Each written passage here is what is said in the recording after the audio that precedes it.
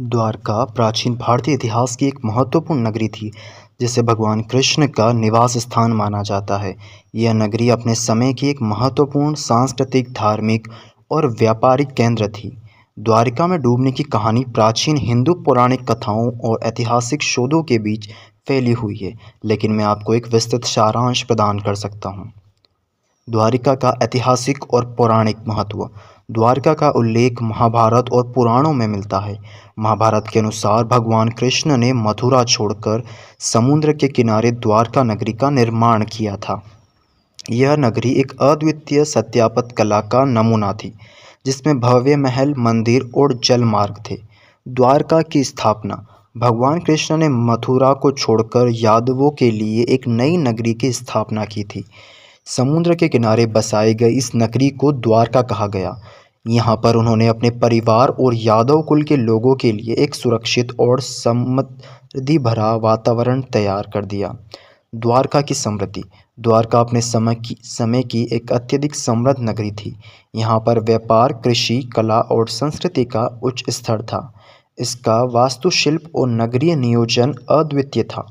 यहाँ के मंदिर और महल अत्यंत भव्य थे और यह नगरी धार्मिक, सामाजिक और आर्थिक दृष्टि से बहुत ही महत्वपूर्ण थी।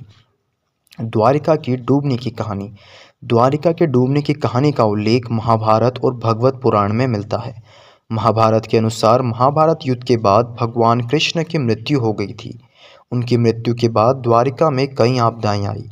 पुराणों में वर्णित है कि कृष्ण की मृत्यु के बाद यदुवंशियों के बीच आपसी कलह और संघर्ष बढ़ गए, जिसके कारण फलस्वरूप यादव कुल का नाश हो गया।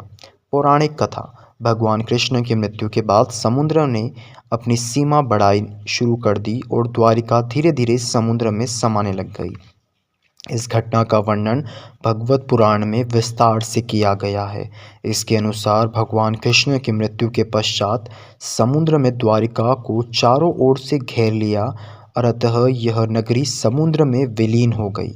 ऐतिहासिक और पुरातात्विक शोध। द्वारिका की वास्तविकता को समझने के लिए आधुनिक पुरातात्विक शोध और अनुसंधान महत्वपूर्ण है। भारतीय पुरातत्व सर्वेक्षण ASI ने 1980 और 1990 के दशकों में द्वारिका के पास समुद्र शोध किए। इन शोधों में उन्हें समुद्र के भीतर प्राचीन नगरीय अवशेष मिले, जिनमें महल, मंदिर और अन्य संरचनाओं के अवशेष भी प्राप्त हुए। द्वारिका के डूबने के कारण। द्वारिका के डूबने के पीछे कई कारण हो सकते हैं। इसमें प्राकृतिक आपदाएं, समुद्र का स्तर बढ़ना, भूकंप और अन्य पर्यावरणीय कारक शामिल हो सकते हैं।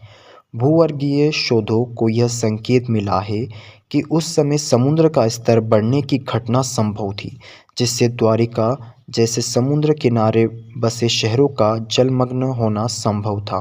द्वारिका की पुनः खोज। आज द्वारिका के अस्तित्व को मान्यता देने के लिए पुरातात्विक और समुद्री शोध किए जा रहे हैं। भारतीय पुरातत्व सर्वेक्षण और अन्य शोध स्थानों द्वारा किए गए समुद्री शोधों के द्वारकों के अवरोधों की खोज की जा रही है। इन शोधों से समुद्र के भीतर संरचनाओं, मूर्तियों और अन्य चीज़ों की खोज जारी है। द्वारिका की डूबने की कहानी भारतीय इतिहास और पौराणिक कथाओं का एक महत्वपूर्ण हिस्सा रहा है।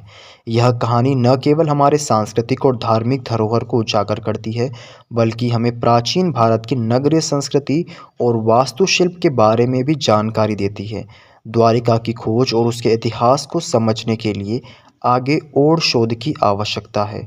इस सारांश में हमने द्वारिका की स्थापना, उसकी समृद्धि, डूबने की पौराणिक और ऐतिहासिक कहानियों तथा आधुनिक शोधों के माध्यम से उनकी पुनः खोज पर चर्चा की थी। द्वारिका की स्थापत्य कला और नगरीय संरचना।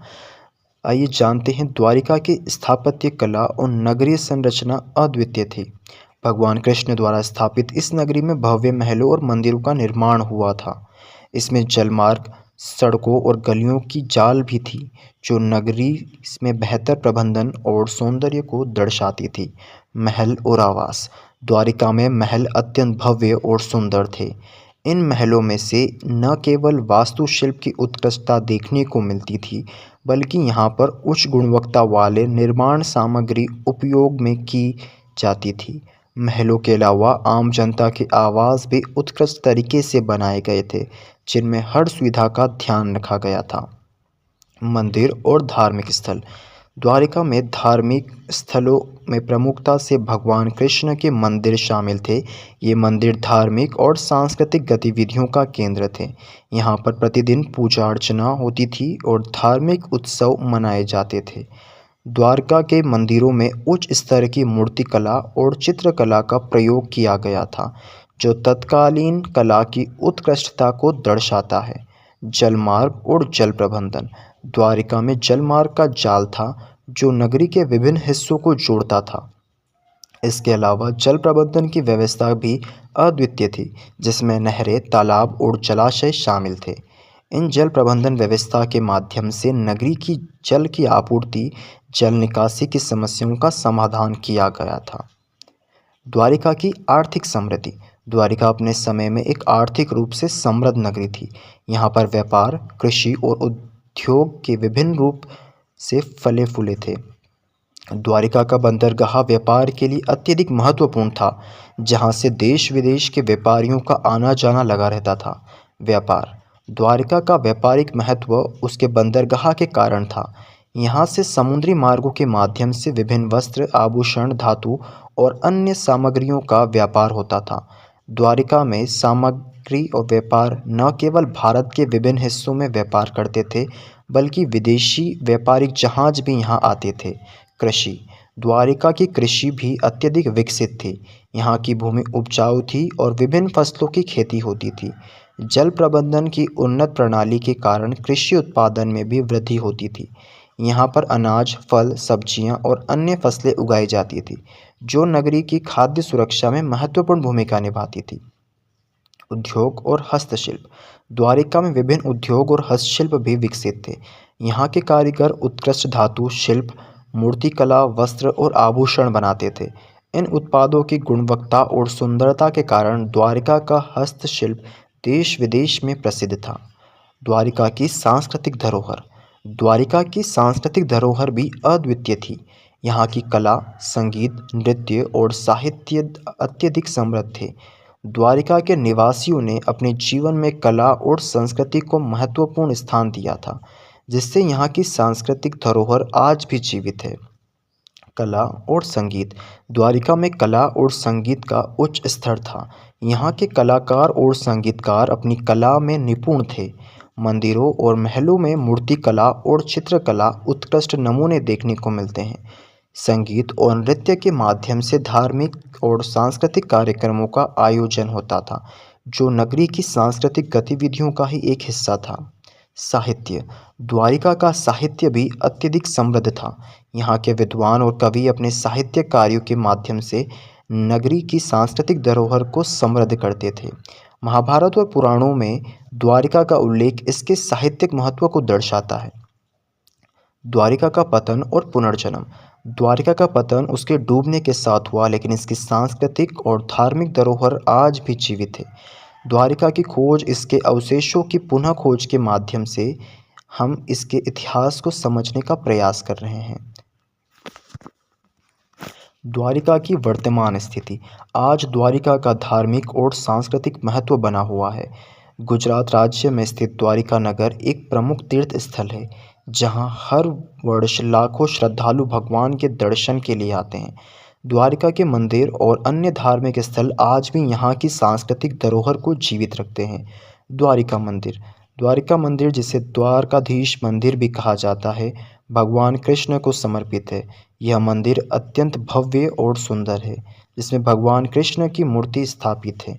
यहाँ पर प्रतिदिन पूजा अर्चना होती है और विभिन्न धार्मिक उत्सव मनाए जाते हैं।